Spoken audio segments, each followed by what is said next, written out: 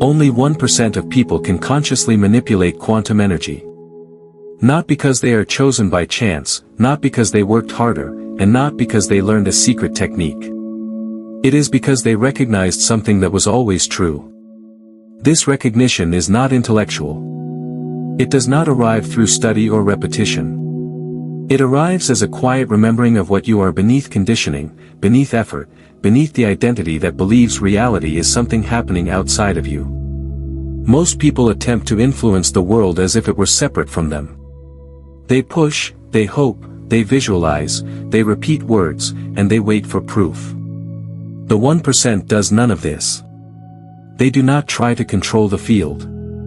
They recognize themselves as part of it. This changes everything. The moment this recognition stabilizes, reality begins responding differently, not because reality has changed, but because perception has. Quantum energy does not respond to desire. It responds to coherence. It does not answer effort. It mirrors identity. When identity is fragmented, the field appears chaotic. When identity is whole, the field becomes responsive. This is why only a small percentage experience consistent alignment. It is not about morality, worth, or intelligence. It is about clarity of self-recognition. If you are hearing this clearly, it is not by accident. Recognition always precedes activation.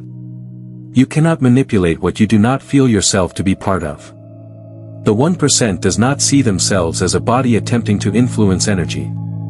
They experience themselves as awareness moving within itself. From that position, manipulation is the wrong word. Alignment is closer. Resonance is closer. Allowing is closer. This recognition often arrives early in life as a sense of being different, more sensitive, more affected by environments, emotions, and unspoken currents. Many were taught to suppress this sensitivity, to harden, to normalize. But sensitivity was never a flaw. It was feedback. It was the nervous system's ability to read the field with precision. Those who never fully lost this sensitivity are the ones who later recognize how reality actually works. The 1% is not louder, more confident, or more dominant. They are often quieter. They feel first, then move. They notice contraction and expansion within themselves and respect it as guidance. They do not chase outcomes. They stabilize states. They do not ask reality for permission. They recognize when something is already aligned and allow it to unfold. This is not about becoming special. It is about remembering what was buried under survival, comparison, and effort. The moment you stop trying to become someone who can manipulate quantum energy, and instead recognize that consciousness itself is the medium through which all response happens, the relationship with reality changes. You are not being introduced to a new idea. You are being reminded of something familiar. If this feels calm rather than exciting, heavy rather than euphoric, quiet rather than dramatic, that is a sign of truth landing. Recognition does not create fireworks. It creates stillness. If you are aligned with this frequency, subscribe and remain within it. Most minds cannot access the quantum field because they are not experiencing themselves as whole. Their identity is fragmented, split between who they think they must be to survive and what they actually feel beneath that role. Fragmentation creates noise. Noise disrupts coherence. And without coherence, the field appears distant, unresponsive, or random. This has nothing to do with intelligence. Some of the sharpest analytical minds remain completely disconnected from quantum responsiveness. Thought alone cannot interface with the field. The field does not respond to conclusions, beliefs, or affirmations. It responds to the emotional and perceptual state from which thought arises. When perception is shaped by fear, urgency, or lack, the signal sent is incoherent by default. Survival-based perception narrows awareness. It trains the mind to scan for threat, scarcity, and control points. From that position, reality is experienced as something that must be managed, predicted, or forced into compliance. The nervous system becomes dominant, reactive, and defensive. In this state, consciousness collapses into linear cause and effect. The field is no longer felt as alive or responsive, only as something to struggle against. This is why so many people believe reality is hard, slow, or unfair. They are not wrong within their state of perception. Reality mirrors inner state, not desire. A contracted identity produces a contracted world. The field is still responding, but it is responding accurately to incoherence. Most people mistake this feedback for punishment or bad luck, when it is simply reflection. Another major barrier is the habit of externalizing power. When someone believes energy exists outside of them, they unconsciously place themselves beneath it. They wait for permission, signs, or conditions to change before they allow themselves to feel different. This waiting reinforces separation. The field then appears unreachable, mystical, or reserved for others. Externalizing power also creates dependency on methods. Techniques, rituals, repetitions, and systems are adopted as substitutes for recognition. While these can temporarily regulate emotion, they do not resolve fragmentation. Without identity coherence, techniques become exhausting. The individual keeps trying to reach the field, unaware that the distance they feel is being generated internally. Emotional incoherence deepens this disconnect. When emotions are judged, suppressed, or overridden, the body loses its role as a sensing instrument. Emotion is not an obstacle to clarity. It is clarity. When emotion is ignored, guidance is lost. The individual moves without feedback, then wonders why reality does not respond cleanly. The majority is not locked out of the field. They are simply looking at it from the wrong position. They are trying to influence what they believe they are not part of. This creates effort without resonance. Motion without movement. Action without alignment. Access does not require learning something new. It requires releasing the identity that believes power is elsewhere. When perception shifts from survival to presence, from control to coherence, the field stops feeling distant. It stops feeling abstract. It begins to feel immediate, intimate, and responsive. This is not a failure of humanity. It is a phase of perception. And perception can change the moment identity relaxes its grip. Sensitivity was never meant to be corrected. It was meant to be refined. Those who can interact with the quantum field do so because they feel more, not less. Feeling is not distraction. Feeling is perception. The deeper the sensitivity, the finer the feedback received from reality itself. Most people are taught early to numb this capacity. They are told they are too emotional, too reactive, too affected by their surroundings. Over time, they learn to override sensation with thought, to suppress emotional signals in favor of control. What is lost in this process is not weakness, but access. When sensitivity is shut down, the channel through which the field communicates is muted. The quantum field does not speak in language. It does not communicate through logic or argument. It communicates through sensation, mood, and subtle shifts in inner state. Sensitivity is the ability to notice these shifts before they become external events. It is the difference between hearing a whisper and waiting for a shout. Those with heightened sensitivity often feel overwhelmed in chaotic environments. They absorb emotional atmospheres, unspoken tension, and underlying currents that others ignore. This is not a flaw of poor boundaries. It is a sign of an unfiltered instrument. Without understanding, this can feel like a burden. With recognition, it becomes a compass. Suppression blocks access because it disconnects awareness from the body's intelligence. The body is not separate from consciousness. It is consciousness made tactile. When emotion is dismissed or controlled prematurely, information is lost. The field is still responding, but the individual can no longer feel how or why. Sensitivity allows you to notice expansion and contraction before thought explains it. There is a felt sense of ease when something aligns, and a subtle tightening when it does not. This guidance is immediate. It does not require justification. It does not ask for permission. It simply signals. Those who lack access to the field are not insensitive by nature. They have simply learned to distrust their own sensing. They prioritize certainty over clarity. They wait for external validation instead of internal resonance. Over time, this creates delay, confusion, and a sense that reality is opaque.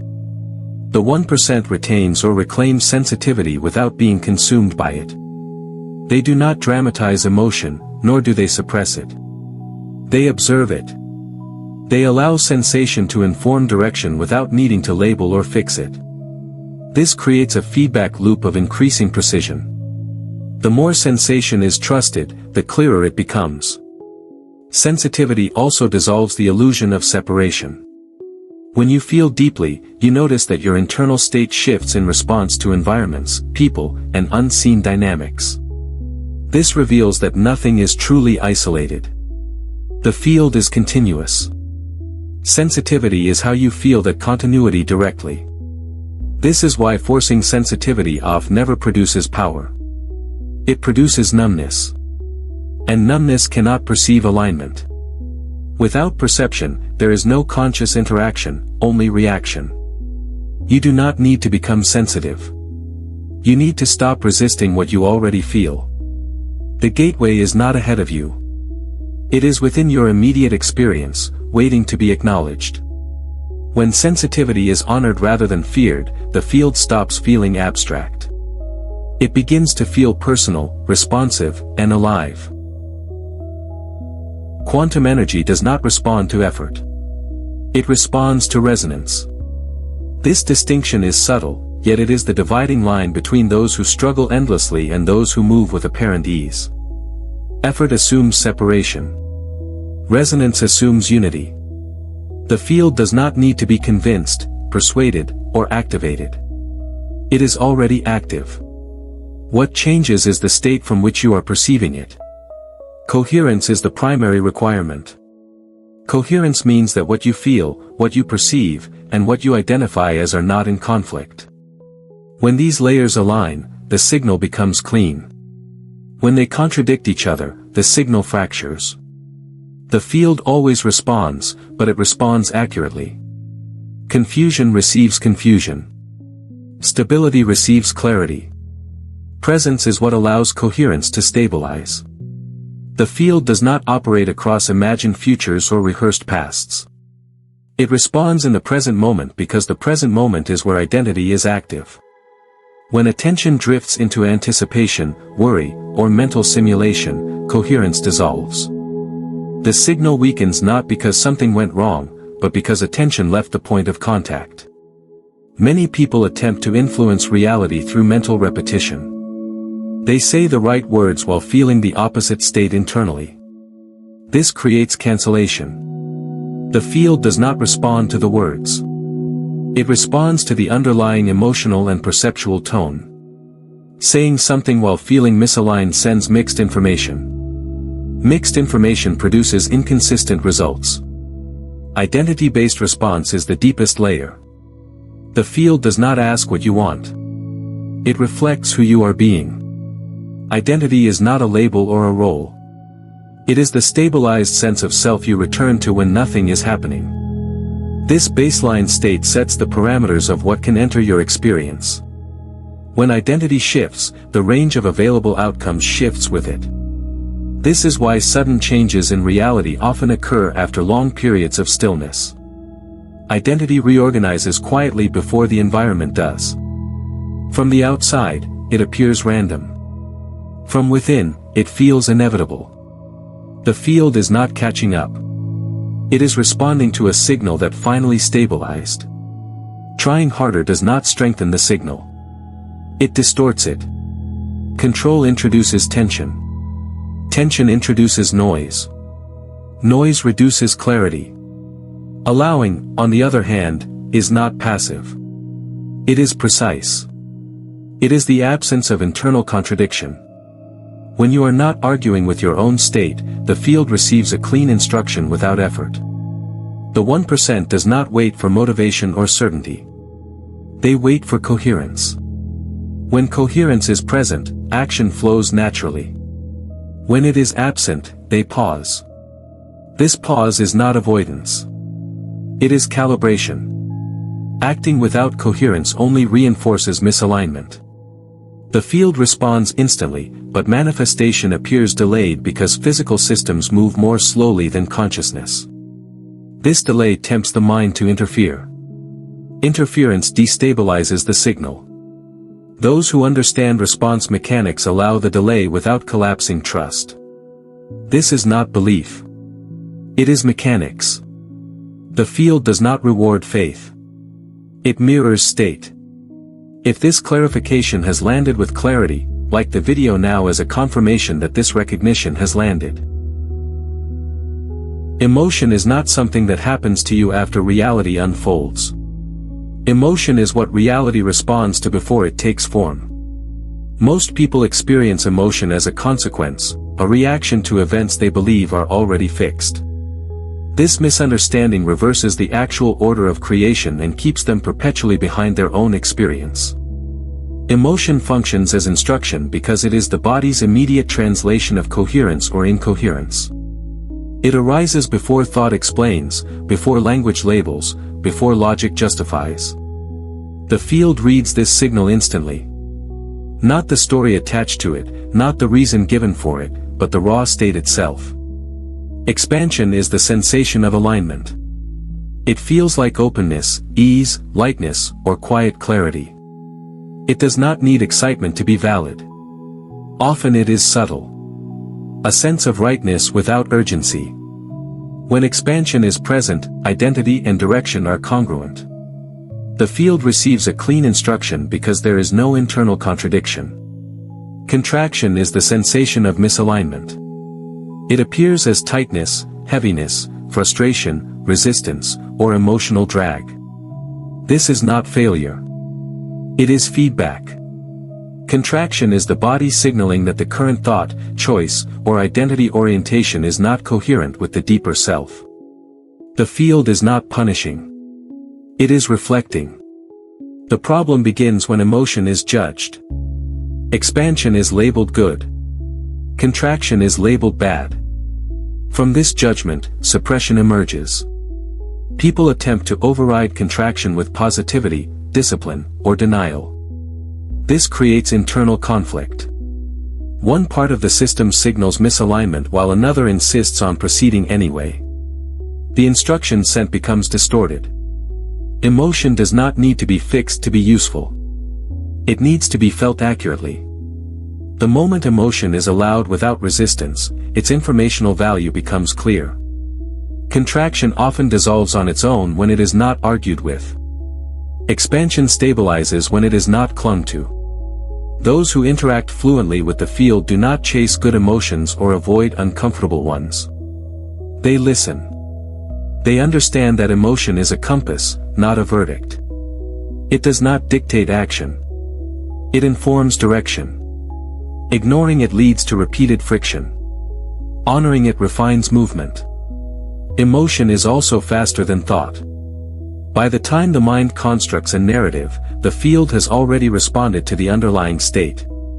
This is why people often say they knew something felt wrong before it happened, or felt right without being able to explain why. That knowing was emotional, not intellectual. When emotion is treated as instruction rather than reaction, responsibility shifts inward without blame. You stop arguing with circumstances and start reading your own state. Reality becomes less personal and more precise. Events are no longer interpreted as attacks or rewards, but as mirrors. Expansion does not guarantee immediate results. Contraction does not guarantee delay. These sensations are not promises. They are signals. The skill is not controlling emotion, but staying present with it long enough to receive the information it carries. The field is always listening. Emotion is always speaking. When you stop correcting the signal and start honoring it, interaction becomes effortless. Not because reality bends to your will, but because you are no longer sending mixed instructions. Forcing is the most common way people disconnect themselves from quantum flow. It feels active, responsible, and disciplined, yet it produces the opposite of what is intended. Forcing assumes that reality must be pushed into alignment. This assumption introduces resistance before anything even moves. Control collapses responsiveness because it originates from mistrust. When you try to control an outcome, you are signaling that the present state is insufficient or unsafe.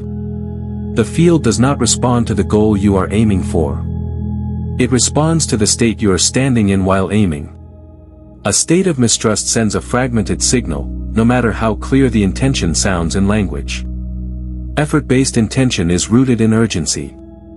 Urgency narrows perception. It creates fixation on result while disconnecting from the feedback available now. The body tightens. Attention tunnels. Sensitivity dulls. This contraction is immediately read by the field as incoherence. The response you receive matches that contraction, often appearing as delay, complication, or resistance. This is why trying harder often produces diminishing returns. Each increase in effort introduces more tension. More tension increases internal contradiction. One part of the system wants control, another feels misaligned, and a third is watching for proof. The instruction sent becomes noisy. The field mirrors that noise faithfully. Allowing is not passive. It is the absence of internal opposition. Calm receptivity stabilizes flow because it removes contradiction from the signal.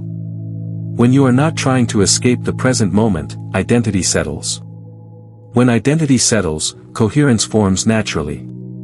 The field responds not because you asked louder, but because you stopped interfering. Many confuse allowing with giving up. They believe that without force, nothing moves.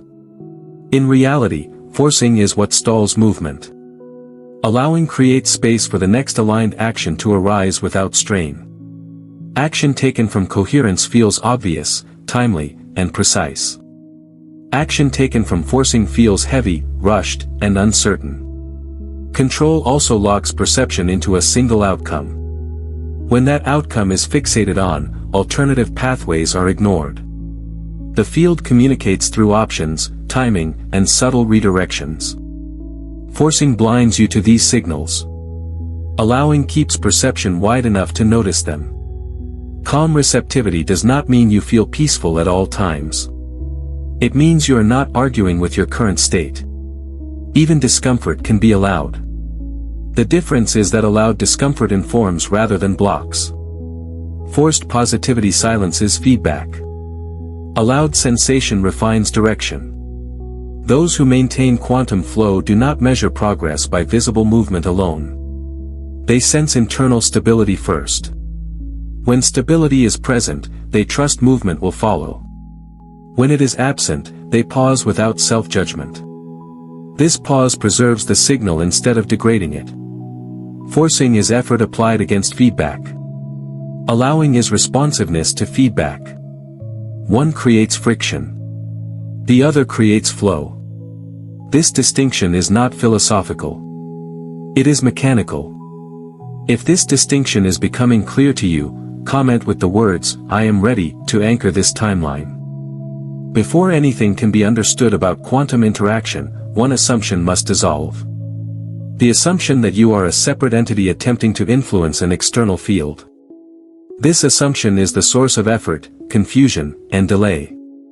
The shift that defines the 1% is not learning how to influence reality, but recognizing that there is no boundary where influence would even occur. You do not stand outside the field and send signals into it. You exist as the field experiencing itself from a particular point of perception. Consciousness is not located in the body as a generator. The body is located within consciousness as an interface. When this is recognized, the entire framework of effort collapses. Influence implies distance. It implies a sender and a receiver. That model belongs to linear systems, not quantum ones. In quantum reality, observer and observed arise together. What you call reality is not something you act upon. It is something that reorganizes as your state reorganizes. There is no command being issued. There is only resonance stabilizing. This is why attempts to manipulate from a place of separation fail. They are based on a false premise. Trying to influence the field is like trying to move water while forgetting you are submerged in it. Every movement you make is already part of the medium. Nothing needs to be added. Nothing needs to be forced. When identity relaxes into this recognition, a subtle authority emerges. Not dominance. Not control. Authority as in alignment. Decisions feel simpler.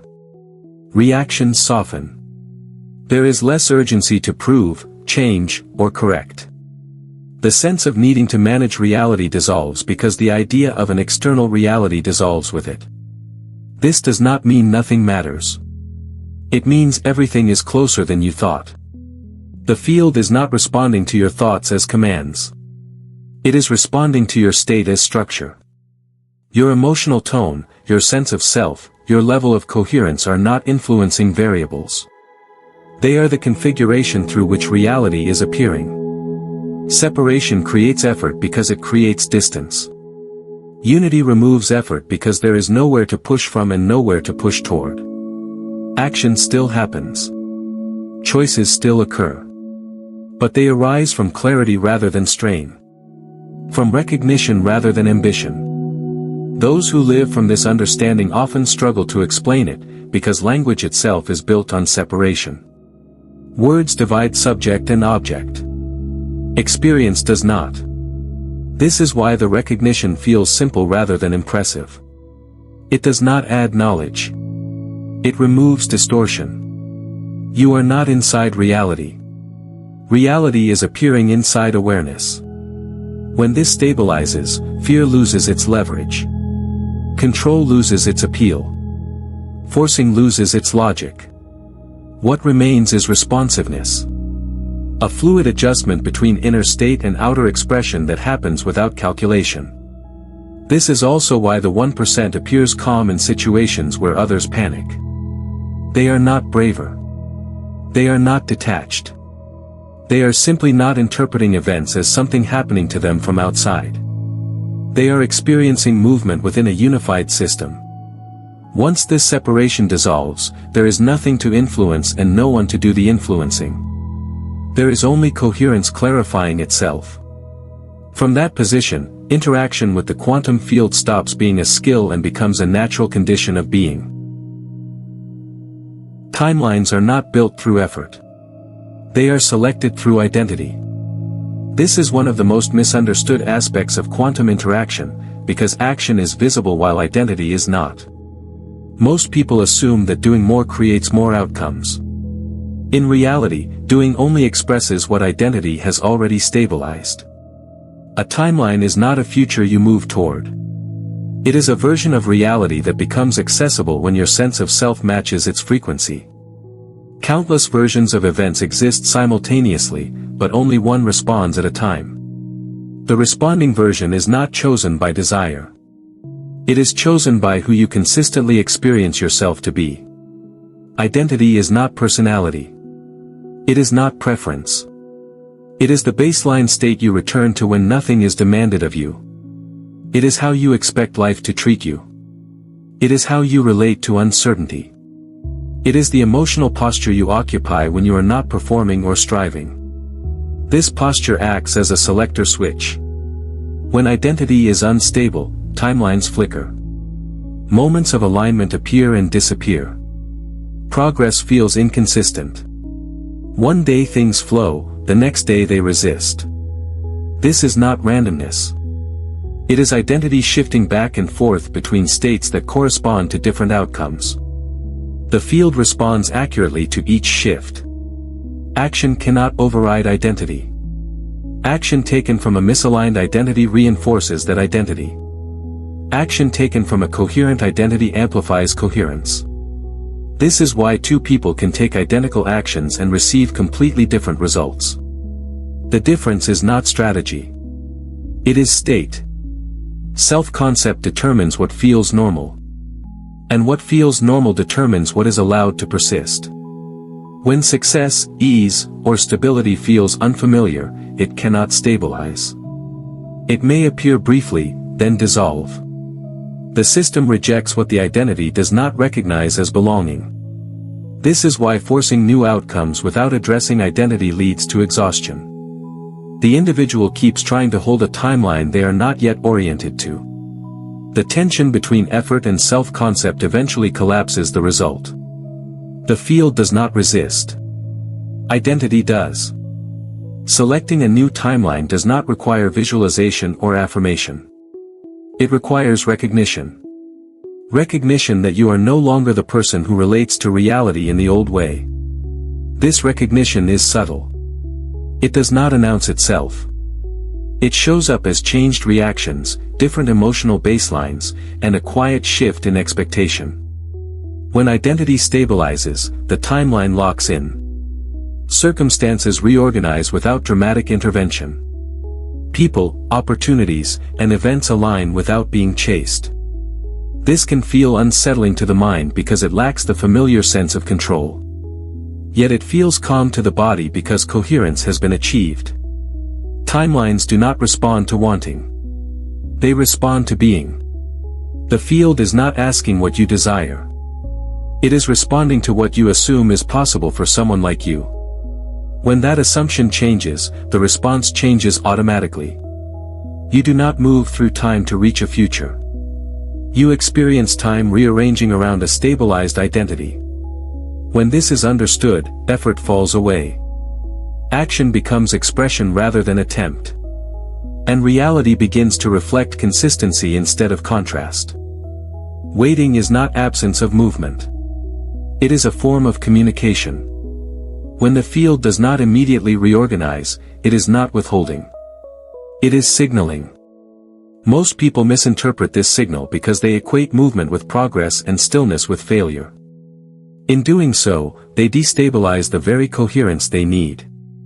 A pause often indicates that identity has shifted faster than the environment can adjust. Consciousness reorganizes instantly. Physical systems do not. This delay is not resistance. It is translation. The field is aligning variables, timing, and pathways that the mind cannot see from within urgency. Patience preserves coherence because it maintains the signal without distortion. When you remain neutral during a pause, identity stays stable. When identity stays stable, the timeline remains selected. Nothing is lost during waiting. Everything is being calibrated. Impatience, on the other hand, introduces doubt. Doubt fractures identity. The moment you question whether alignment is working, you shift into a different state. The field responds immediately to that shift. The delay you feared becomes reinforced, not because the field is testing you, but because the signal changed. Waiting becomes painful only when it is interpreted as denial. The discomfort does not come from stillness itself, but from resistance to it. The mind wants reassurance. It wants signs, movement, confirmation.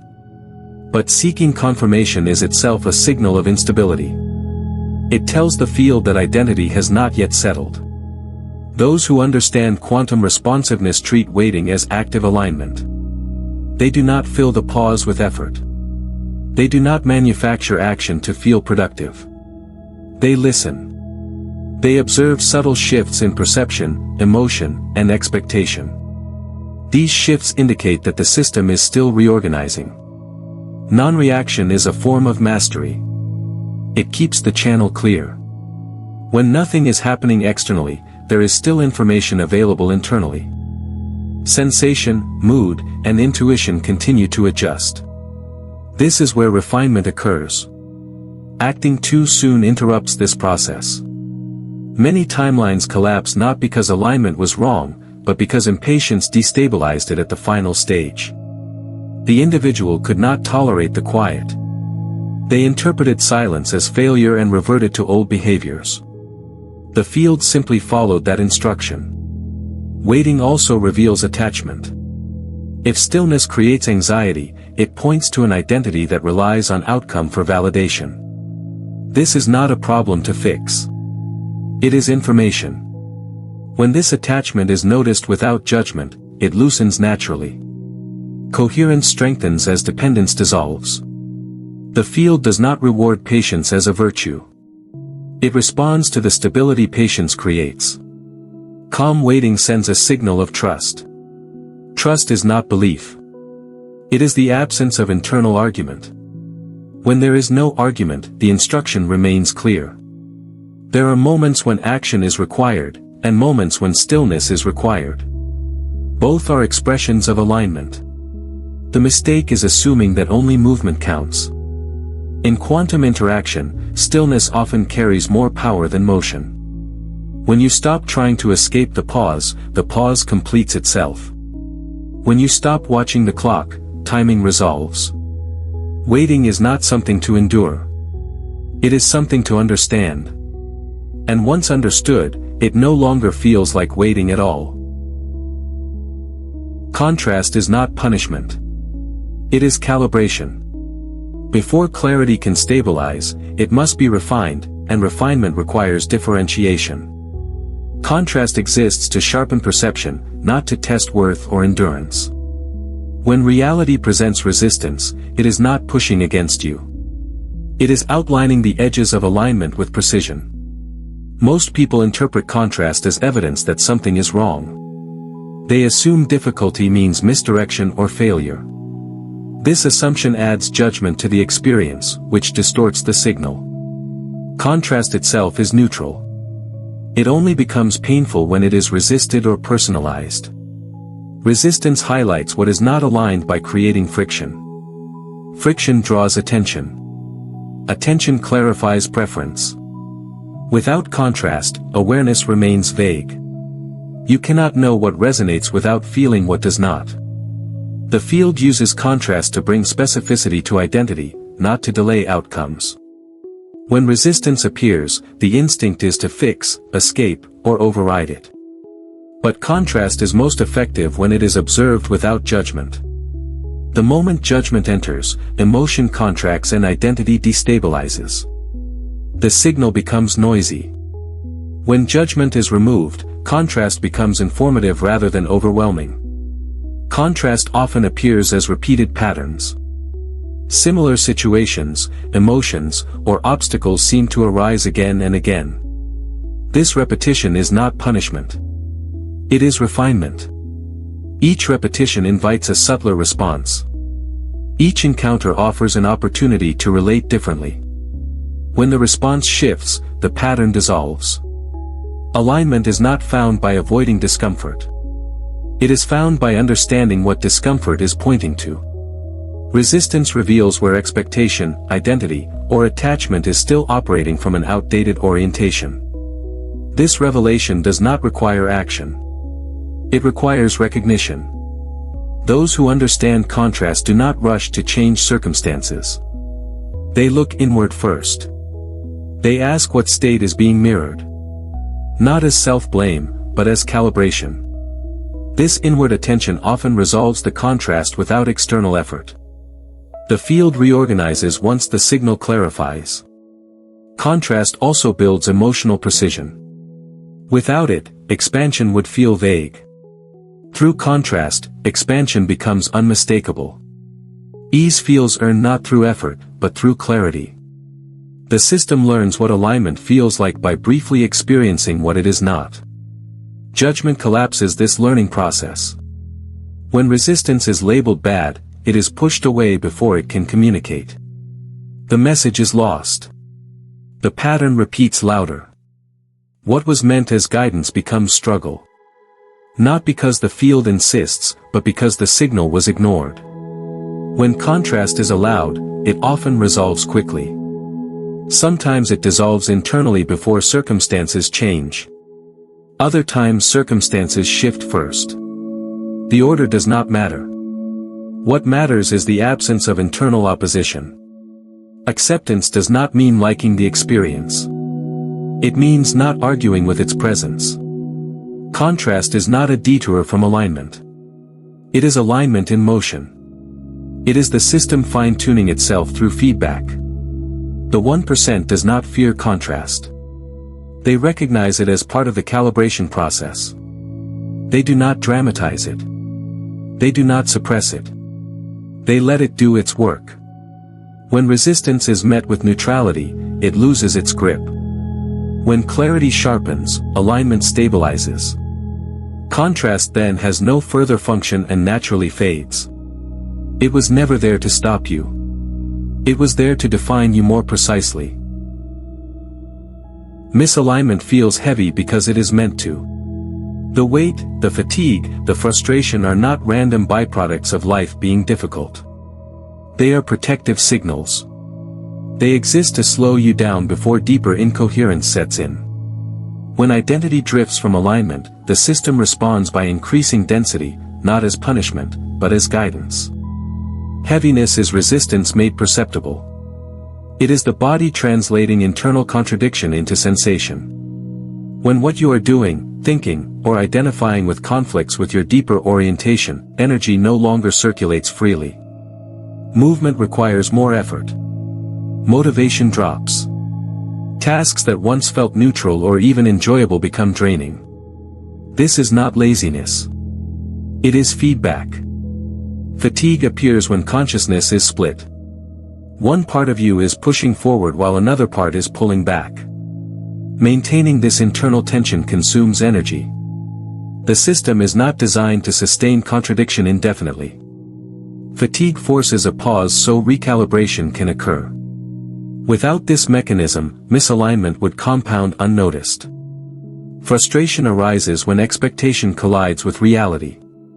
Expectation is often based on an outdated identity, one that no longer matches your current orientation. When reality does not comply, frustration surfaces. This sensation is not telling you to push harder.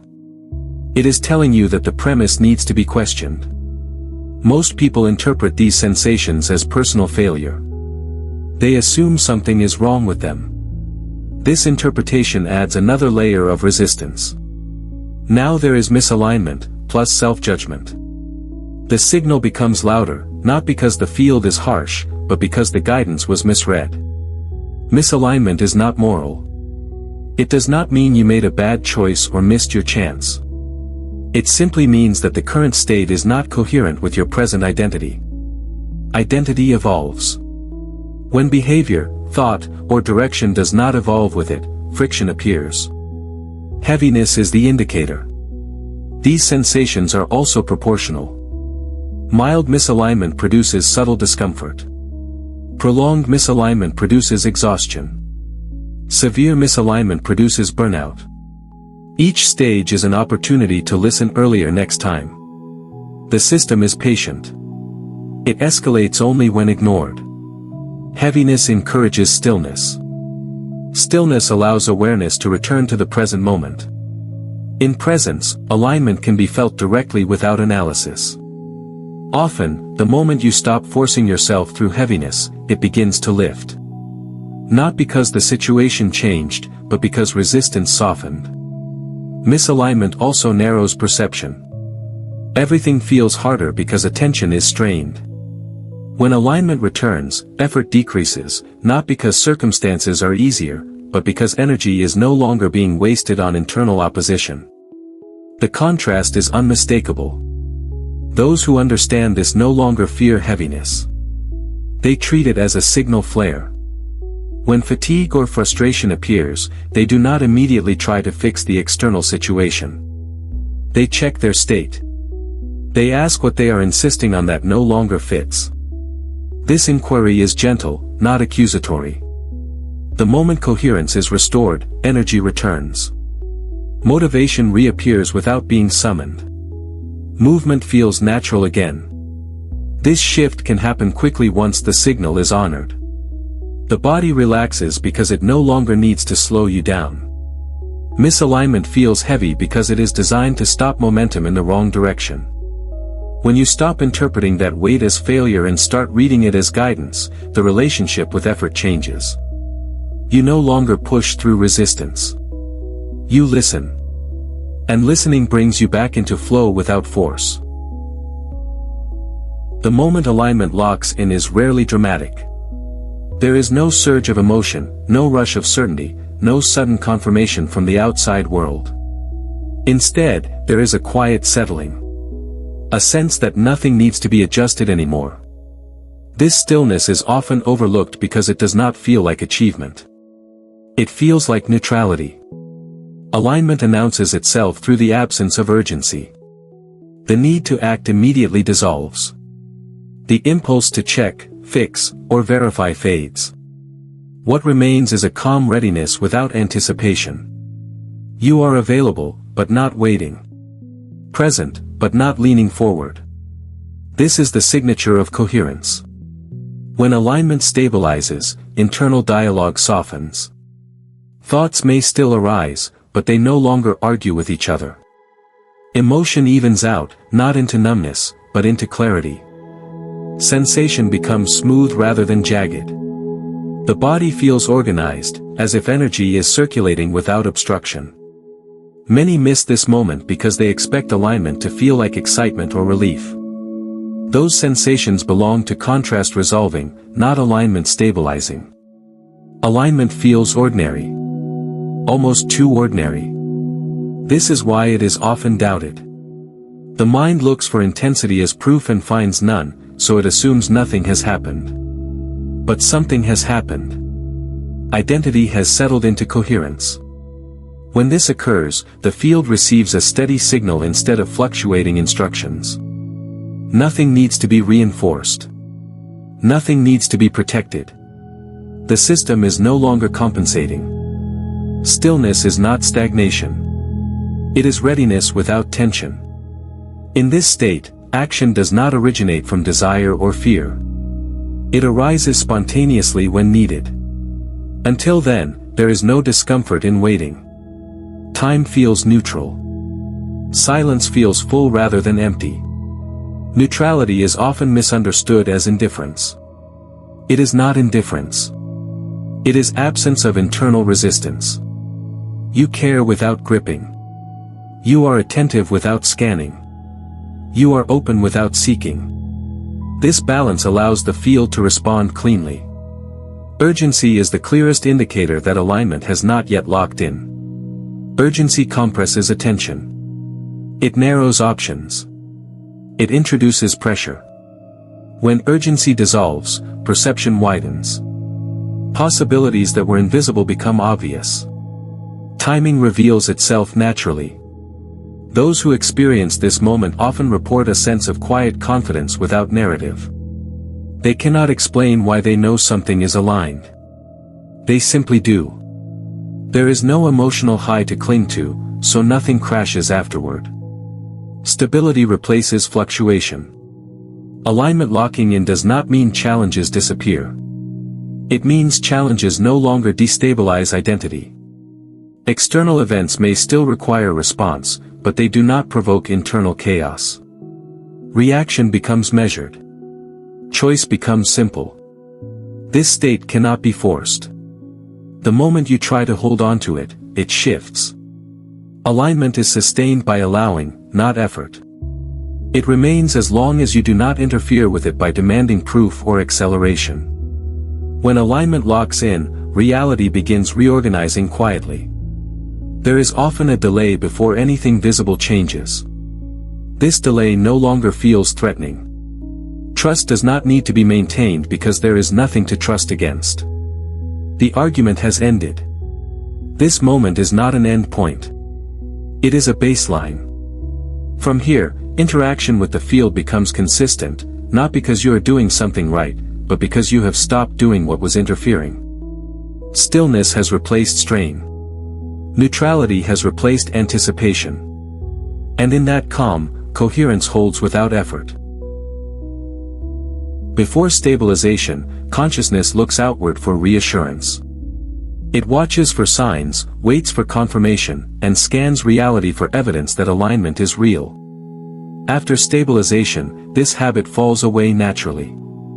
Not because proof was received, but because the need for proof dissolves. Living without needing proof is not blind faith. It is quiet certainty. Certainty that does not argue, announce, or defend itself. When identity has settled, validation becomes unnecessary. Reality no longer needs to confirm what is already known internally. The relationship reverses. Inner state leads, outer reflection follows in its own time. Seeking signs creates dependency. It places authority outside of self-recognition. Each sign becomes a temporary relief, followed by renewed doubt when the sign fades. This cycle keeps identity oscillating. The field mirrors that oscillation with inconsistency. Results appear, then disappear. Momentum builds, then collapses. When proof is no longer required, coherence stabilizes. Attention returns fully to the present moment. There is no longer a need to monitor progress or measure alignment. This absence of monitoring is what allows alignment to persist. Identity stops checking itself. Quiet certainty feels different from confidence. Confidence often relies on reinforcement. It grows with praise and shrinks with challenge. Quiet certainty remains unaffected. It does not increase when things go well or decrease when they do not. It simply remains. This state is often mistaken for detachment. In reality, it is deeper involvement without attachment. You care, but you do not cling. You move, but you do not rush. You listen, but you do not wait for permission. Life becomes participatory rather than reactive. Without the need for proof, time pressure dissolves. There is no internal clock counting down to validation. Patience no longer feels like endurance. Silence no longer feels empty. Gaps no longer feel threatening. Everything feels included rather than evaluated. Those who reach this state often notice that external confirmation arrives after they stop looking for it. Not because the field was withholding, but because the signal finally stabilized. Proof arrives as a byproduct, not a requirement. By then, it no longer carries emotional weight. Living without needing proof also changes how challenges are experienced. Difficulty does not trigger doubt. It triggers curiosity. Instead of asking whether alignment was lost, attention turns inward to observe what is being refined. Challenges become informative rather than destabilizing. This state cannot be faked. The moment you pretend certainty, you reintroduce the need to protect it. Quiet certainty has no defense. It does not need to convince anyone, including yourself. It exists beneath thought, beneath narrative, beneath comparison. When consciousness rests here, decision-making simplifies. Choices feel obvious without analysis. Action arises when needed and pauses when not. There is no internal debate about whether something is right. The body registers coherence immediately. This is not indifference to outcomes. It is freedom from dependency on them. Outcomes still matter, but they no longer define identity. Identity defines the relationship to outcomes. Living without needing proof is not an achievement. It is a side effect of recognition completing itself. When the argument ends internally, reality stops needing to participate in it. Confirmation becomes optional. Alignment becomes stable. And consciousness moves forward without looking back for reassurance. Reality does not reorganize at the same speed that identity stabilizes. This gap is not a flaw in the process. It is a natural consequence of how consciousness and physical systems interact. Inner state shifts instantly. External structures require sequencing, coordination, and timing. What feels like delay is actually translation. When alignment stabilizes internally, nothing may appear to change at first. This neutrality often feels anticlimactic. There is no feedback loop, no visible confirmation. The temptation at this stage is to interfere. To test. To reassert control. This is where many destabilize the signal without realizing it. The field does not move incrementally in visible ways. It reorganizes beneath the surface, out of view. Variables adjust. Connections realign. Timing recalibrates. This activity is silent. From the perspective of the mind, nothing is happening. From the perspective of the system, everything is. Sudden shifts occur because reorganization completes all at once. What looks like an overnight change is the result of a long, unseen process reaching coherence. Reality does not ease into new timelines gradually. It snaps into them when enough conditions align. This snap is not random. It is precise. Non-reaction during neutrality is essential because reaction introduces noise. When you react to the absence of change, you send a new instruction. Doubt, impatience, or frustration shifts identity away from the stabilized state. The field responds immediately to that shift, delaying reorganization further. Neutrality is not waiting with hope. It is waiting without expectation. There is a difference. Expectation leans forward. It monitors. It measures. Neutrality remains present. It does not anticipate or resist. This allows the internal signal to remain consistent long enough for external systems to catch up. Many people collapse alignment at this stage by seeking reassurance. They look for signs, comparisons, or confirmation. Each search subtly alters identity. The signal fluctuates. The field responds accurately to that fluctuation. The individual concludes that nothing is working, unaware that the interference is internal. When reality starts catching up, it often does so in ways the mind did not predict. Opportunities appear from unexpected directions. Situations resolve without direct involvement. Old obstacles dissolve without confrontation. This unpredictability is a sign of coherence, not chaos. The system is no longer being micromanaged. Those who understand this phase remain still even when nothing appears to be moving. They do not rehearse outcomes. They do not narrate progress. They trust the absence of friction as evidence of stability. This trust is not belief. It is the absence of internal resistance. External reorganization can feel sudden because perception catches up all at once. One moment nothing is happening. The next, everything is different. This shift can feel disorienting if identity has not fully settled. For those who remain neutral, it feels natural, almost obvious in hindsight. The lag is not something to endure. It is something to respect. It protects coherence from premature action. It ensures that when reality does move, it moves cleanly. Without the lag, identity would not have time to stabilize. Outcomes would fluctuate as much as the signal. When you stop reacting to the gap closes. When you stop checking for movement, movement organizes. This is not paradox. It is mechanics. The field mirrors consistency. Neutrality preserves it. Reaction disrupts it. Reality always catches up. The only variable is whether identity remains stable long enough for it to do so. The 1% does not announce itself. There is no display, no performance, no need to be seen or validated. The authority they carry is quiet, almost invisible, yet unmistakable to those who can sense it. It is not dominance. It is not confidence built from outcomes.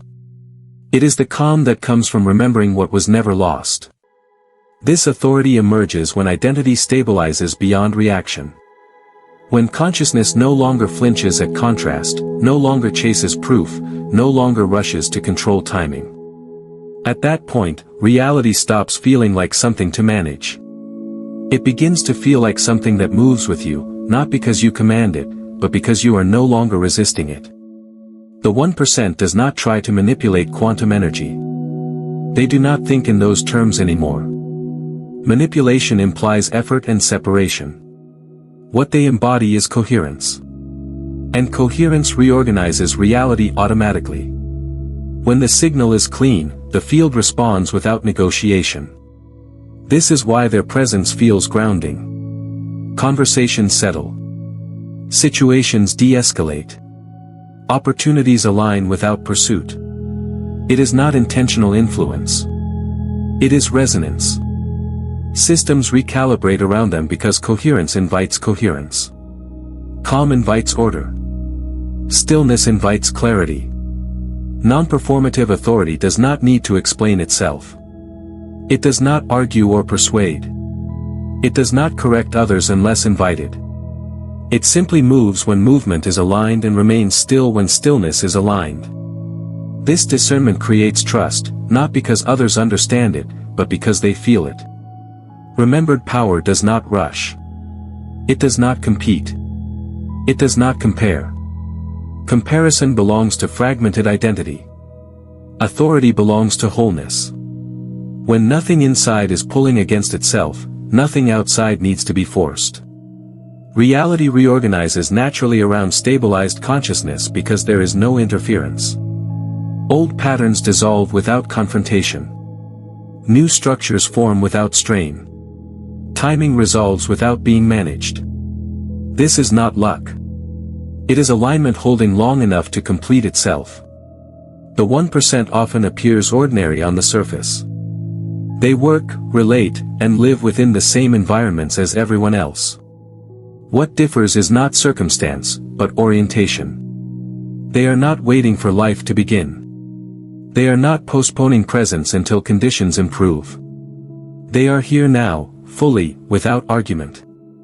This presence carries weight. Not heaviness, but gravity.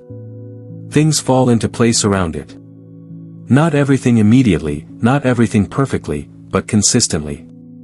The field responds because the signal no longer fluctuates. There is no need to claim this identity. Claiming introduces effort. Remembering allows it. If you have followed this recognition without resistance, then something in you already knows. Not as belief, but as familiarity. This calm does not need to be protected. It needs to be trusted. The 1% is not defined by what they achieve, but by what they no longer do. They no longer force. They no longer chase. They no longer wait for permission to be present. In that absence, power returns quietly, completely, and without ceremony. Share this with someone who needs to hear it before their timeline closes.